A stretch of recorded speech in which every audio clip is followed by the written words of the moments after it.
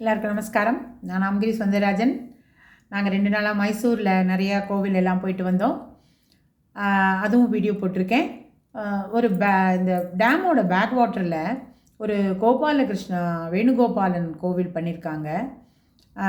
அது ஒரு 5 ஏக்கரா இருக்கும். சுற்றிலும் வாட்டர், மத்தியில் கோவில்.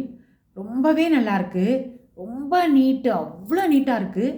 உள்ளே வீடியோ ஃபோட்டோஸ் எல்லாம் அலௌட் கிடையாது.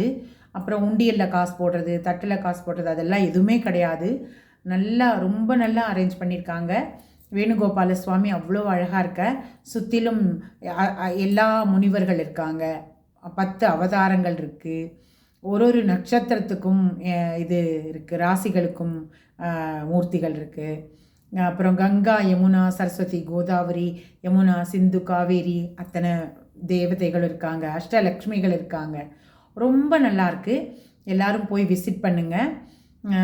அப்புறம் சாமுண்டீஸ்வரி ரொம்ப வருஷம் கழித்து நான் போயிருந்தேன்.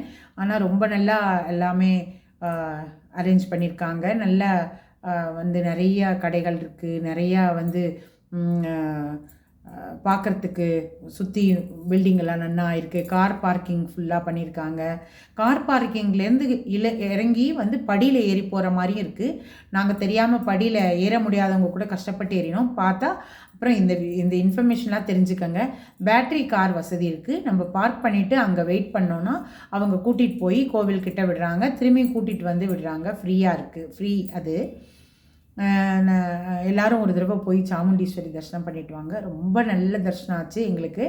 அப்புறம் கீழே அதுக்கு பார்த்து இறங்கின உடனே கொஞ்சம் தூரத்தில் நிம்புஜா அம்பான்னு ஒரு கோவில் போனோம். அந்த அம்பாள் இந்த அன்னபூர்ணேஸ்வரி மாதிரி இருந்தா, ஹொரநாடு அன்னபூர்ணேஸ்வரி மாதிரி நல்ல பெரிய அம்பாள் நின்றுட்டு இருந்தா. அதுக்கு முன்னால் ஒரு குளம் மாதிரி ஒரு எண்ணெய் இது போட்டு வச்சுருக்காங்க.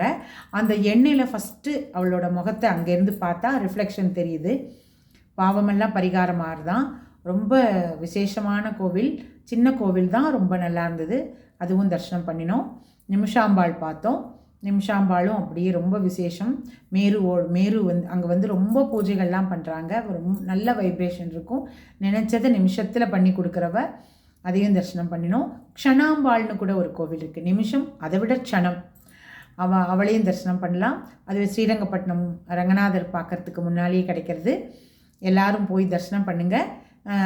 அப்புறம் நான் ஒரு கரிகட்டான்னு ஒன்று போட்டிருந்தேன். அதுவும் ரொம்ப நல்லாயிருக்கு. ஸ்ரீனிவாச பெருமாள். எல்லாம் பார்த்துட்டு தரிசனம் பண்ணுங்கள். தேங்க்யூ.